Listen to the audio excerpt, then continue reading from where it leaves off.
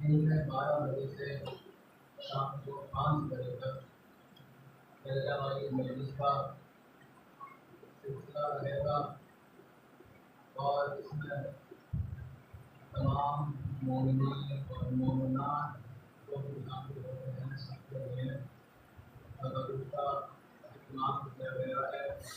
ज़्यादा याद रहेगा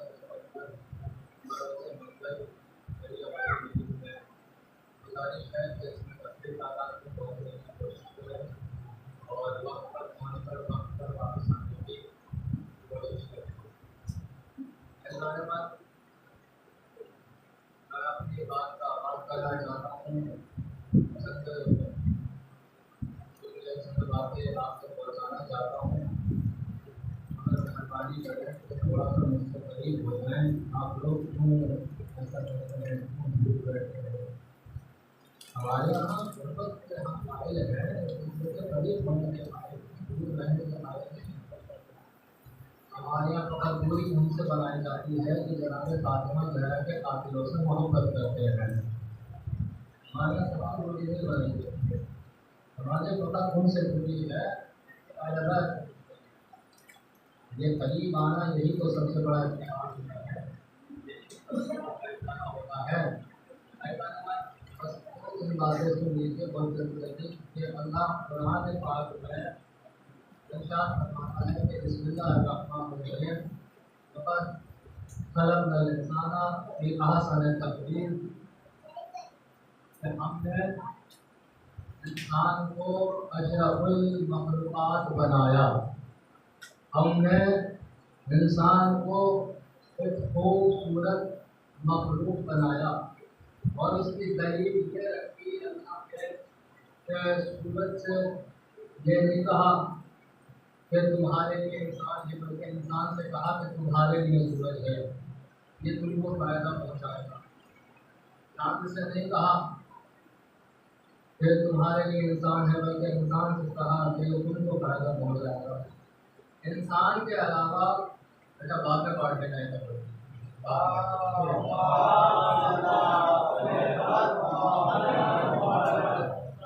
इंसान के अलावा जितने भी मखलूक़ात दुनिया में हैं सबके सब बनाए हैं अल्लाह ने इंसान के लिए। पहला सवाल ये है कि सारी मखलूक़ात अगर इंसान के लिए है तो इंसान किसके लिए है? तो कुरान ने बढ़ के जवाब दिया कि अल्लाह ने इंसान को पैदा किया है अपनी इबादत के लिए। याद रखिएगा। अब अल्लाह ने कैसा बनाया? आवाज़ आई कि हमने खूबसूरत बनाया, अशरफुल मखलूक़ात बनाया, बहुत प्यारा बनाया, बहुत अच्छा बनाया, देखने में बड़ा खूबसूरत है ये इंसान। तो माबूद ये तो बता कि खसलतें क्या है? खसलतें तो बहुत है, ख़साइस तो बहुत है इंसान के। बस अशरफुल मखलूक़ात बनाया तो मैंने कुछ जानवरों ने भी देखा। मैंने जानवरों को देखा कि आदमी में बड़ा दम है, इंसान में दम नहीं है। तवज्जो रखिएगा जरा, शायद बात गहरी हो कि हाथी में बड़ी ताकत है मगर इंसान में नहीं है, जानवर के 4 पैर हैं मगर इंसान के 2 पैर हैं। अब जानवर का बच्चा, गाय का बच्चा पैदा होते ही भागने लगता है, इंसान का बच्चा 2 साल तक हिल भी नहीं पाता है, चल भी नहीं पाता है ना। जब पैदा होता है तो अपने ऊपर बैठी हुई मक्खी को भी उड़ा नहीं सकता है। तो परवरदिगारा ये तो बता वो कौन सी चीज थी कि जिसकी वजह से तूने इंसान को अशरफुल मखलूकात बनाया, जिसकी वजह से इंसान को खूबसूरत बनाया।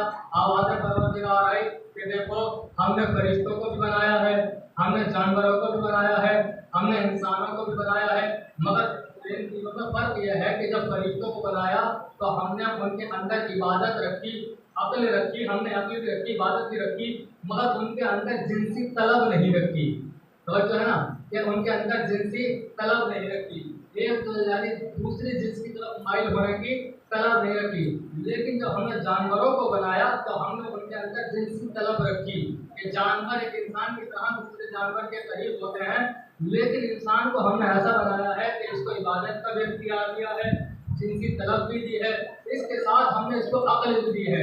यानी पता चला इंसान को जो खूबसूरत बनाया जा रहा है वो अक्ल की बुनियाद पर बनाया जा रहा है। तो मेरे माबूद एक सवाल का और जवाब दे दे, इतना और बता दे, जब हाथी इतना दमदार है, जब शेर इतना ताकतवर है, जब जानवरों में हमसे ज्यादा ताकत है, तो अक्ल उनको दे देता कि इंसानों को देने की क्या जरूरत थी। आवाज आई इंसानों को अक्ल इसलिए दी है क्योंकि इनमें से किसी को मोहम्मद मुस्तफा बनाना था, किसी को अली मुर्तजा बनाना था, किसी को हसन मुस्तफा बनाना था।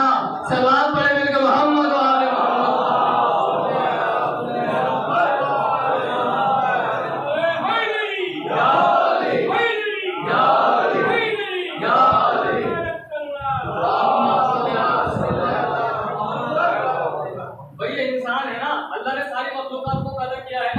इंसान है ना, वो इंसान किस चीज में आगे है? ना तो जानवर से ज्यादा खाना खा सकता है, जानवर से ज्यादा तो खाना नहीं खा सकता ना। इंसान क्या 2 रोटी 3 रोटी खा लेगा, है ना? वो अलग बात है कि कोई इंसान भी हो और जानवर की तरह पूरा बाग-ए-फजल भी खा जाए, वो अलग बात है कि कोई इंसान भी हो मगर अहद के मैदान में घोड़े से तो तेज दौड़ने लगे, वो अलग चीज है, ये अलग मसले हैं। लेकिन अल्लाह ने ये चीज बनाई है कि इंसान को इख्तियार कम दिए हैं मगर अशरफुल मखलूकात बनाया इंसान को। क्यों? इसलिए मेरे नबी इनमें से होंगे, मेरे वली इनमें से होंगे, मेरे इमाम इनमें से होंगे, परचम को लहराने वाले इनमें से होंगे, इस्लाम को बुलंद करने वाले इनमें से होंगे, कुर्बानियां देने वाले इनमें से होंगे। तो इसलिए इंसान को अशरफुल मखलूकात बनाया। और अल्लाह ने सारे इंसान एक से नहीं बनाए हैं, कुछ अजीब इंसान बनाए हैं, कुछ गरीब इंसान बनाए हैं, कुछ अच्छे इंसान बनाए हैं, कुछ बुरे इंसान बनाए हैं। मगर मकाम अफसोस तो यह है कभी कभी ऐसा महसूस होता है कि बुरे इंसान अच्छे इंसानों को अपनी तरह समझने लगते हैं। तारीफ आपके सामने है, पूरे इंसान अच्छे इंसानों को अपनी तरह समझने लगते हैं, सोचते हैं ये चल रहे हैं तो हम इनके जैसे हैं, ये बोल रहे हैं तो हम इनके जैसे हैं। बस सुनिए आलम मोहम्मद का कमाल देखिए, अल्लाह ने इंसानों को बनाया मगर जैसे इंसान आलम मोहम्मद बनाए हैं ऐसे इंसान नहीं बनाए हैं, ऐसे इंसान नहीं बनाए हैं। भाई मैं आपको एक मंजर दिखाना चाहता हूँ, मंजर देखिए, 7वें इमाम मूसा काज़िम अलैहिस्सलाम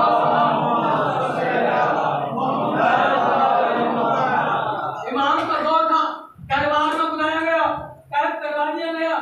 कैद करवाने के बाद अब इमाम को फांसी कैसे दें, जहर कैसे दें, कत्ल कैसे करें? अगर बिना वजह कत्ल कर दिया तो हुकूमत में बगावत हो जाएगी, करे तो करे क्या? एक नापाक मंसूबा तैयार किया, कब एक फाहिशा औरत को ढूंढो, एक बदकिरदार औरत को ढूंढो, एक बुरी बदअमल औरत को ढूंढो। वो औरत क्या करेगी? उसको इमाम के साथ कैदखाने में डाल देंगे। तो है ना, ये इमाम को ना जाने किसके जैसा समझ रहे थे, हम इमाम के साथ इसको बंद कर देंगे। इमाम एक दिन नहीं, दूसरे दिन नहीं, तीसरे दिन नहीं, एक दिन तो ऐसा आएगा कि औरत की तरफ माइल होंगे और हम इन पर बदकारी का इल्जाम लगा देंगे, इनके ऊपर जिना का इल्जाम लगा देंगे और इमाम को कत्ल करने में आसानी हो जाएगी। तो रखिए ये पूरा माहौल तैयार हुआ। जैसे ही जिंदान में, जैसे ही तहखाने में उस औरत को, फाहिशा औरत को भेजा गया कि वो इमाम के पास आई। इमाम ने पूछा क्यों आई हो? आवाज आई मुझे बादशाह ने भेजा है। अब मुझे तुम्हारी जरूरत नहीं है, वापस चली जाओ। ये वापस चली गई। जाने के बाद बादशाह से कहा कि किसके पास भेज दिया? वो तो मुझे मुंह उठाकर भी नहीं देखता है। सुनिए थोड़ा सा मेरे साथ, वो तो मुझको मुंह उठाकर भी नहीं देखता है। इसने कहा तुम परमानेंट वही रहो, एक दिन तो ऐसा आएगा कि मूसा काजिम बेचैन हो जाएंगे, इंसान का दिल है माइल हो जाएंगे, उसी दिन हम इनको कत्ल कर देंगे। अब एक दिन आई, आने के बाद बैठी, इमाम ने एक दिन उसको मुंह न लगाया, दूसरे दिन उसकी तरफ न देखा, तीसरे दिन इसने पूछा ये बताइए कि सारा इलाका मेरा दीवाना है, आप कौन है जो मेरी तरफ नहीं देखते? इमाम ने कहा अच्छा, इस सवाल का जवाब सुनना चाहती है? ले देख, मेरी दोनों उंगलियों के दरमियान देख। इमाम मंजर दिखा रहे हैं, औरत मंजर देख रही है। इसने क्या देखा? आसमान के पर्दे हटे, जन्नत नजर आ रही है, फिरदौस नजर आ रही है। एक हूर खड़ी है जिसके हाथ में जामे कौसर है, एक हूर खड़ी है जिसके हाथ में फूलों का गुलदस्ता है। इमाम ने कहा ये हूरे मेरे इंतजार में खड़ी है। अरे मैं इनकी तरफ नहीं देखता, तेरी तरफ क्या देखूंगा?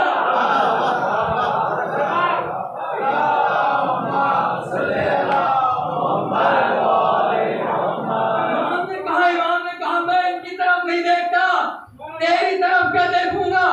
उधर बादशाह ने कहा सुनो, जाकर देखो फाहिशा औरत का क्या हाल है, क्या कामयाब हुई या ना हुई। अब तो लोगों ने आके देखा, मुसल्ले पे एक तरफ इमाम बैठे थे, एक तरफ वो बैठी थी, एक तरफ इमाम बैठे थे, एक तरफ वो बैठी थी। अब मुझे जुमला कहने की इजाजत तो दो। अब मैं जरूर कहूंगा कि अगर दिल में जरा सा भी ईमान हो तो फाहिशा औरत भी मोमिना हो जाती है, और अगर ईमान ना हो नबी की बीवी हो काफिर है।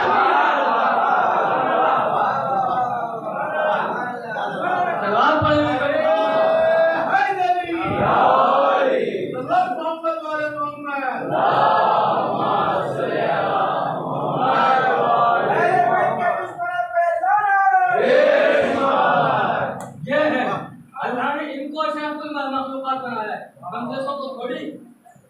हमें नहीं बनाया कि हम परिश्रम के लिए लड़े, दुर्जरा के लिए लड़े, हमें नहीं बनाया है।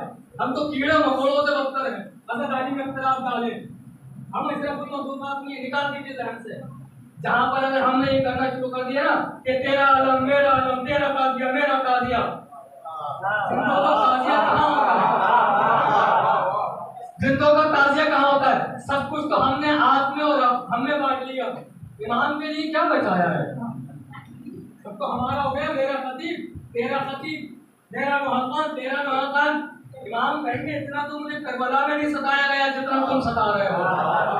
बिल्ला सारे तरफ, अच्छा सुनो, सारे तरफ कान कराते हैं फर्श आज़ा पर, जिससे हम साल भर न बोले, अगर वो कह दे मेरे बेटे का वलीमा है तो सारे पहुंच जाएंगे, कोई इख्तिलाफ नहीं होगा। बेटी का निकाह सारे पहुंच जाएंगे। ऐलान हुआ मजलिस हुसैन का तो तेरा इमाम बड़ा, मेरा इमाम बड़ा। हम नहीं अशरफुल मखलूकात, वो अशरफुल मखलूकात गुजरे हैं कि जिन्होंने मिसालें कायम कर दी हैं।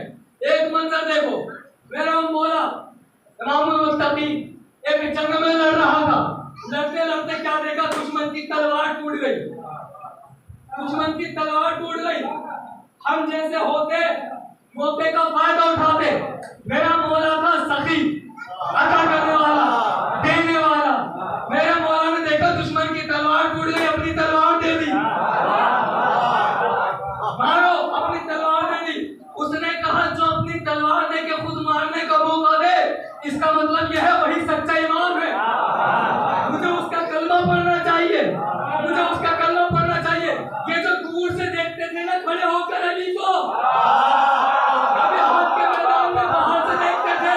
कभी खंदक के मैदान में बाहर से देखते थे, इन्होंने कहा या नबी अल्लाह आज फिर बच्चों वाली हरकत की है अली ने, जैसे खंदक में की थी ऐसे बच्चों वाली हरकत कर दी। अरे तलवार टूट गई थी, मार देते।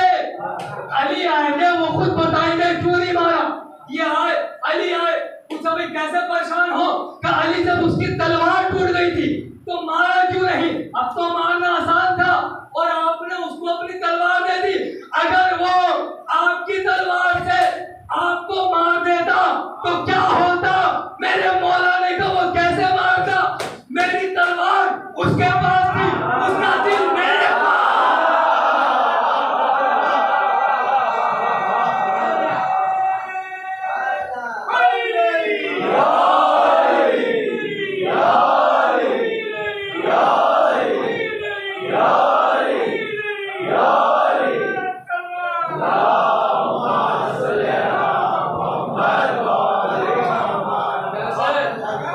कैसे मारता? मेरी तलवार उसके पास थी, उसका दिल मेरे पास था। और ये इंसान जो है ये अशरफुल मखलूकात है, ये इंसान होता है अशरफुल मखलूकात। नबी को भी कुछ इंसान मिले, कुछ दोस्त थे, कुछ भगोड़े थे, जिनके नजदीक है सहाबी वो माने। कुछ दोस्त थे अब सच्चे, कुछ भगोड़े थे। और कुरान ने इनकी तारीफ कैसे की है, ये जो देश देश भागने की आदत है इनकी, कुरान ने तारीफ कैसे की है। कुरान ने कहा सूरह जुमा में, ए यहूदियों, अगर तुम सोचते हो तुम अल्लाह के रकीब हो, अल्लाह के तुम बहुत पसंदीदा हो, बहुत करीब हो अल्लाह के, तो मौत की तमन्ना करो। अगर ये तुम्हारा दावा सच्चा है तो मौत की तमन्ना करो। फिर अगली आयत में सूरह जुमा की फिर इरशाद हुआ, ये हरगिज मौत की तमन्ना नहीं करेंगे।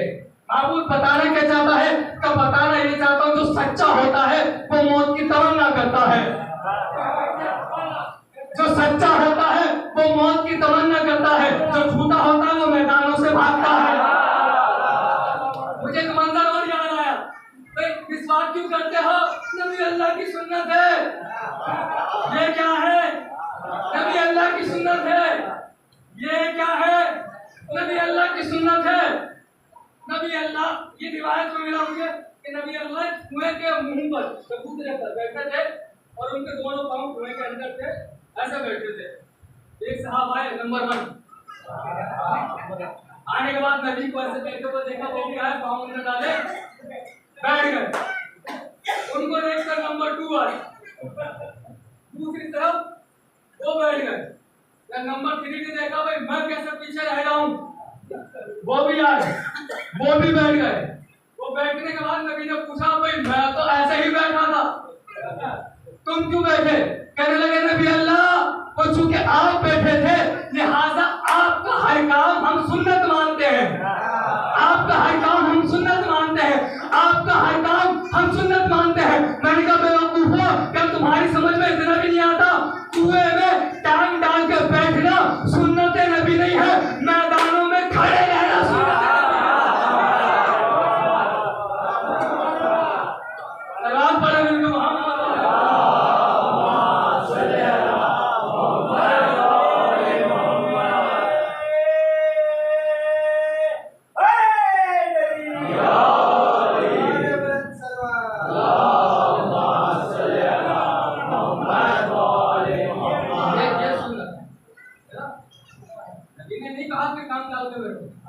नबी ने कहा हुसैन को पहचानो, अली को पहचानो, ये सुन्नत है।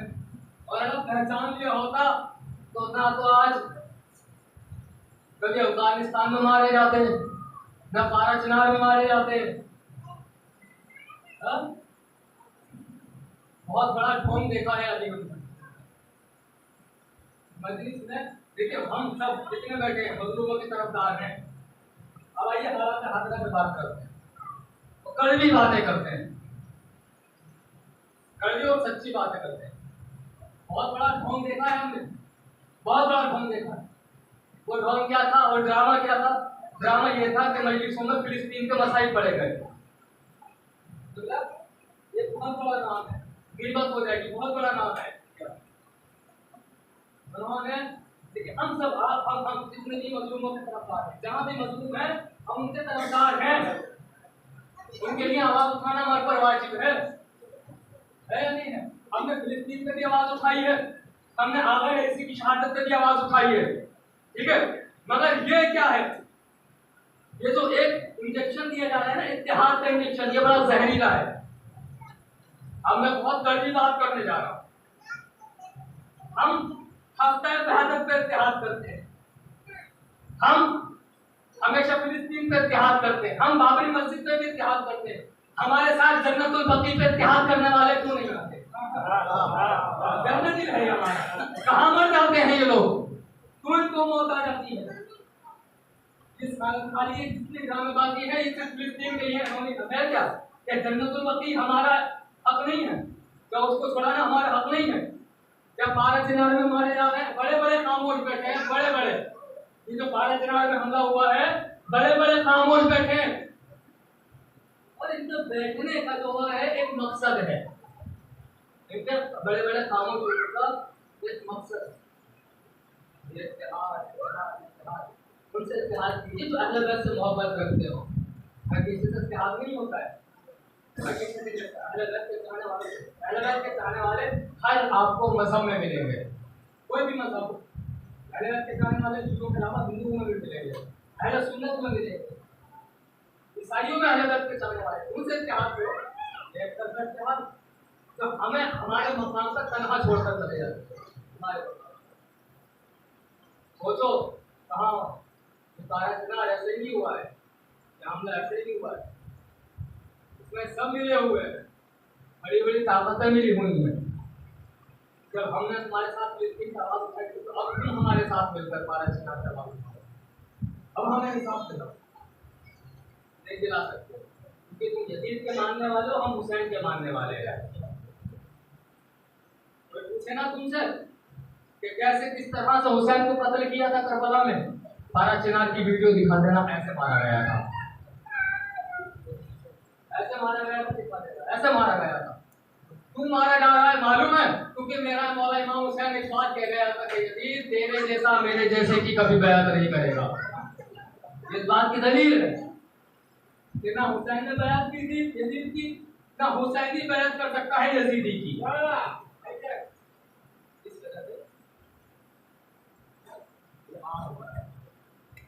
तुम शहीद हो रहे हो क्योंकि तुम्हारा इमाम फरमा के गया जिसकी शब शहादत है, उसने कहा कि शहादत हमारी मीरास है, हम हुसैनियों की मीरास है शहादत। हाँ, ये ना सोचना कि हुसैन का मातम करोगे तो बहुत ज्यादा खुश रहोगे, सब लोग तारीफ करेंगे। अगर हुसैनी बनना चाहते हो तो अपनी जातों को क्यों हथेली पर लेकर चलो। ये भी तो वक्त आज पास वाला ये भी पलट कर आ रहा है, अपनी जानों को यूं हथेली पर लेकर चलो। खुदा का शुक्र है कि हम गैर मुस्लिमों के मुल्क में हैं, वहाँ मुसलमान मुसलमान को मार रहा है, जो मर रहा है वो भी ला इलाहा इल्लल्लाह कहता है, जो मार रहा है वो भी ला इलाहा इल्लल्लाह। क्यों? क्योंकि इमाम का शहादत हमारी मीरास है। मौला आपके नाम पे कत्ल कर दिए जाए, 1000 बार कत्ल कर दिए जाए, फिर 1000 बार जिंदा किए जाए, तो हम आप पर हमेशा मरने के लिए तैयार हैं, हम आप पर हमेशा जान देने के लिए तैयार है। मौला ये जानों का नजराना अगर हम आप पर जान देते तो कुछ भी नहीं है, ये तो कुछ भी नहीं है, आपका हक इससे कहीं ज़्यादा। अजी तो आज उसकी शब शहादत है, आप उसको रोने आए हैं कि जो करबला के बाद 40 साल तक अपने बाप को रोता रहा। आज आपने उसका मातम करना है तो मजलिस पे वहाँ पर बैठता है जहाँ आप चप्पल उतार कर आते हैं, वहाँ बैठता है, वहाँ दरवाजे पर बैठता है और एक अज़ादार का, एक हुसैन का बढ़ बढ़ कर इस्तेमाल करता है, शुक्रिया अदा करता है।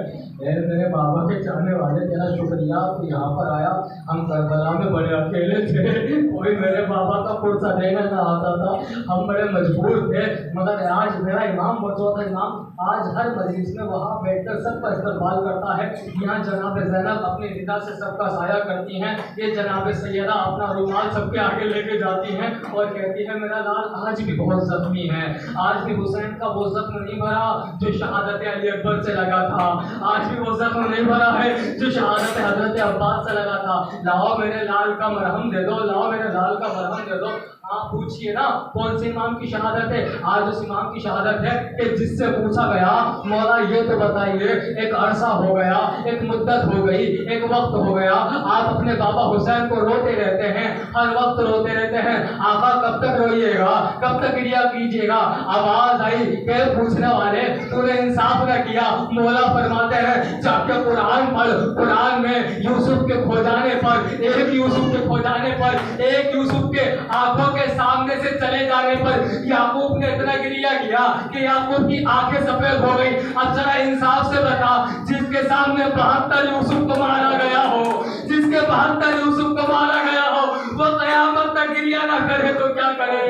अजरुक वाला सहरा, अजरुक वाला रसूल, खुदा आपको कोई गम न दे सिवाय गम अहले बैत के। मैं आपको एक मंजर दिखाना चाहता हूँ, जरा मेरे साथ जंग ओहद में चलिए। जंग ओहद में जनाब हमजा शहीद हुए हैं। ये मलऊना हिंदा, इसने जनाब हमजा का जिगर चबाने की कोशिश की थी मगर जिगर चबा ना पाई। अज़ादारों जब ये जिगर चबा ना पाई तो इसने ऐसे ही छोड़ दिया। और ये कितने जुल्म करती थी बहुत ज्यादा, लेकिन जब इस्लाम हावी हुआ, जब इस्लाम लोगों पर हावी हुआ, अब इसने इस्लाम कबूल कर लिया। इस्लाम कबूल करने के बाद ये हिंदा जब जब रसूल अकरम के सामने आती थी, रसूल अकरम इसे देख के मुंह फेर लेते थे और कहते थे बेशक तूने इस्लाम कबूल कर लिया, तेरा इस्लाम कबूल है, मगर ए हिंदा मेरे सामने ना आया कर, तुझे देखकर मुझे मेरा चचा याद आता है, मुझे हमसे चचा याद आते हैं। मैं कहूंगा या नबी अल्लाह फरियाद हो, अरे आपके एक चचा को आपके सामने मारा गया, उनका एक कातिल आपसे बर्दाश्त न हुआ। हाय मेरा सैयद सज्जाद, कभी अकबर के कातिल को देखता है, कभी असगर के कातिल को देखता है, कभी कासिम का कातिल है।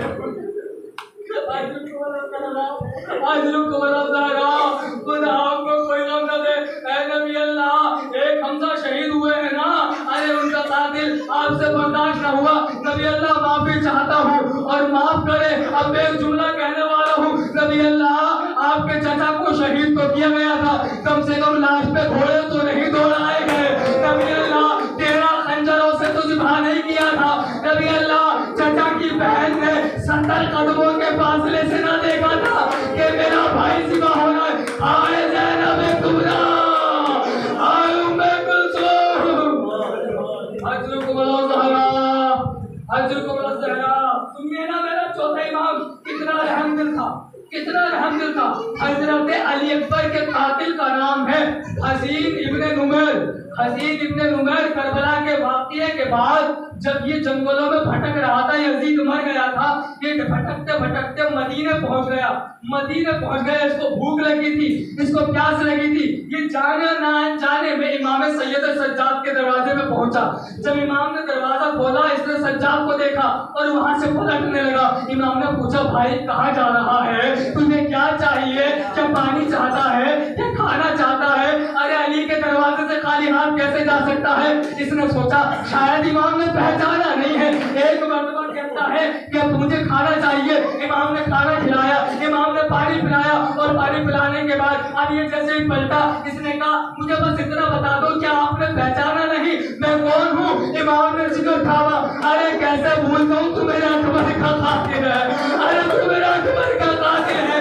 पूछा अरे जब मैं कातिल हूँ तो खाना क्यों खिलाया, पानी क्यों पिलाया? इमाम ने कहा एक वक्त वो था हम तेरे मेहमान थे, एक वक्त ये है तू हमारा मेहमान है। जो तेरे पास था तूने दिया, जो हमारे पास था हमने दिया।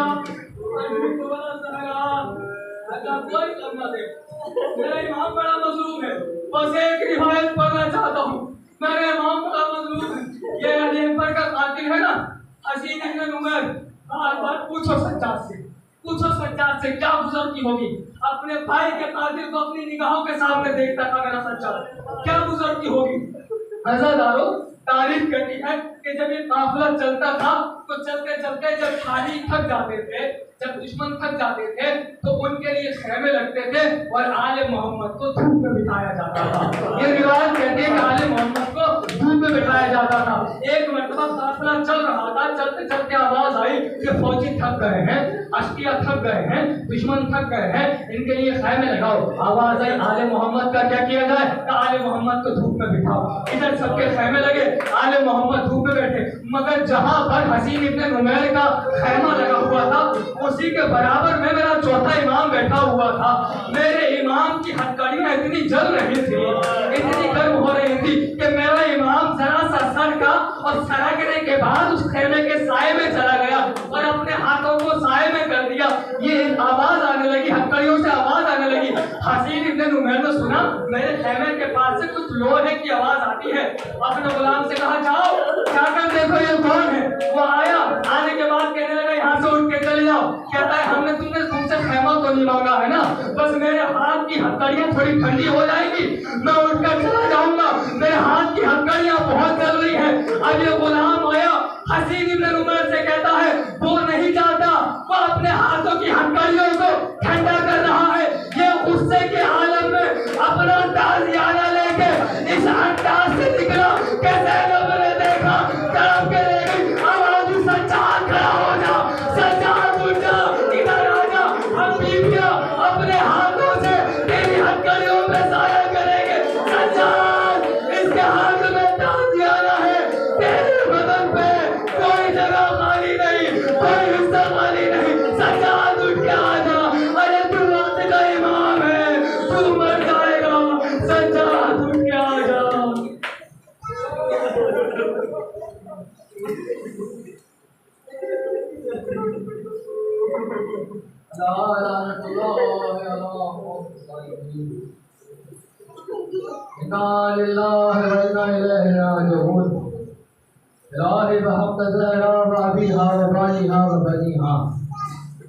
परवरदिगारा तुझे वास्ता मोहम्मद वाले मोहम्मद का हमारे इस मुख्तसर की इबादत को कबूल कर, इसके सदक़े में हमारे तमाम गुनाहों को बख्श दे, हमें गुनाहों से बचने की तौफीक अता फरमा। परवरदिगारा जहाँ शान हज़रत कर्रार की जान माल की हिफाजत फरमा। परवरदिगारा जहाँ शान हज़रत कर्रार पे जुल्म हो रहे हैं, मुसलमानों पे जुल्म हो रहे हैं, चाहे फिलिस्तीन में जुल्म हो, पाकिस्तान में जुल्म हो, परवरदिगारा जहाँ जहाँ ज़ालिम मज़लूमों पर जुल्म कर रहे हैं, ज़ालिमों का खात्मा फरमा। परवरदिगारा मज़लूमों की हिफाजत फरमा, उनके जान माल की मदद फरमा। जहाँ जहाँ आज़ादारी हो रही है और तो आज़ादारी और आज़ादारों की हिफाजत फरमा। परवरदिगारा हमारा ये इस वक्त इमाम बारगाह में बैठकर सच्चे दिल से ये दुआ है, बारे रहा वो कटी हुई गर्दनें हमसे बर्दाश्त नहीं होती है, वो छोटे छोटे से बच्चे हमें बर्दाश्त नहीं होते हैं।